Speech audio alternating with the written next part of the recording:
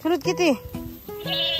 Lilipat na naman ulit tayo ng ating mga alagang baka mula sa kabila. Pero bago ngayon ay unahin nga namin muna tong linisan ng aming isang alagang baboy dito at papakainin na rin. Kung maaalala nyo, dalawa nga sila nung nakaraan pero ipagbenta nga namin yung isa kaya siya na lang yung natitira. Hindi nga maaaring hindi natin to bigyan ng pagkain kasi napakaingay niya kapag umaalis tayo na wala siyang kinakain. Kaya matik, bibigyan natin yan kahit konti lang para pagbalik natin mamaya ay pwede ulit tayong magbigay sa kanya. At syempre dahil maglilipat nga kami ng baka sa kabila ay kailangan nga maglagay ng tubig dito sa mga container na dadalhin din namin para sa kanila. 3 container nga yan lahat at kulang pa nga yan sa kanila at bibigyan na lang namin sila ulit mamayang hapon. Isiguraduhin nga lang muna namin na yung mga kambing tsaka yung maliliit na baka ay makainom ng una. Sa init ba naman ang panahon ngayon, kailangan talaga na magbigay tayo ng tubig para nga din hindi sila ma-dehydrate. At ayan nga yung famous nating pato, naka-segue pa talaga. At una nga sa listahan, eto si Bambam ang siyang una nakainom ng ating dalang tubig. O diba, uhaw na uhaw talaga siya. Syempre, inilipat na rin niya ni partner at nang makakain nga din muna siya for the meantime habang wala nga kami dito at naglilipat ng ibang baka. Sa ngayon nga kasi 4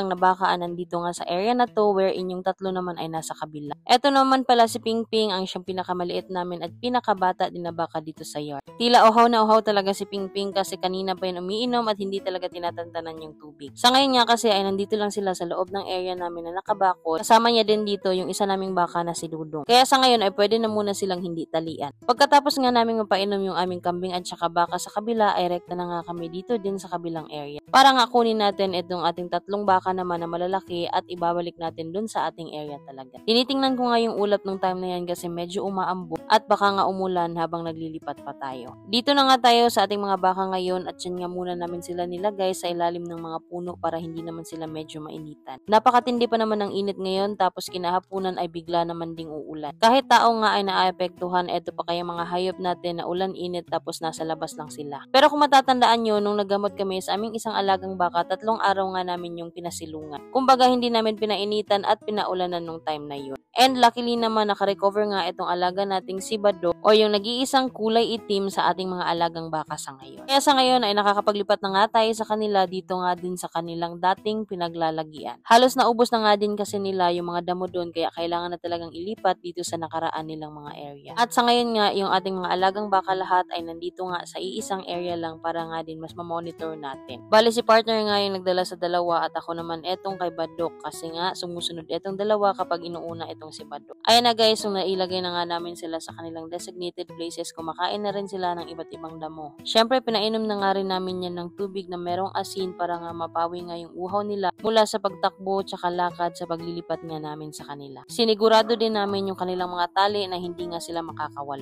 Anyway, sa ngayon eto na nga pala yung isang alaga natin na si Jack. Malaki na nga yung pinagbago niya at napapansin ko na rin na talagang tumangkad pa si Jack. At sana nga din sa susunod ay maging malaki yung ating benta sa kanya, hopefully. Bumalik nga pala ako sa kambingan namin kasi nga etong dalawang to ay napakakulit at hindi ko makita kanina. Hindi nga sila nakasabay dun sa napakaraming kambing natin na sabay-sabay na umuwi at sila ay nagpaiwan. Yan na nga rin pala si Kitty sa ngayon at napakaliksi na rin. Iba talaga ang epekto ng pagpapastol sa isang inahin na bagong panganak pala kasi nga nakakapagpili siya ng kung anong damo yung gugustuhin niya. Mas madali nga rin siya makarecover kasi nga nakakakain din siya ng maayos gawa ng hindi nga sila tinatalian. At ayan nga pala yung dalawa nating baka sa loob guys, si Dodong tsaka si Pingping, kumakain sila ng ano ding gusto nila. Malaya nga sila dito kasi nga nakabakod naman kaya pwedeng nga rin silang pakawalan. Bali napakaliit nga lang ng area natin pero hopefully soon matamnan namin yan lahat ng napier na ipapakain din namin sa kanila later on. Nagawa na nga natin yan dati kaya walang imposible kapag gumagalaw ka lang talaga. Pagkatapos ko nga maipasok si Kitty at yung nanay niya ay bumalik na nga ako dun sa ating mga baka. At mukhang uulan pa talaga kaya nagmamadali na ako niyan. Sa ngayon, eto na nga yung 3 baka natin na inilipat at sa ngayon ay kumakain nga rin sila dito. Yun lang muna at maraming salamat sa panonood. Bye!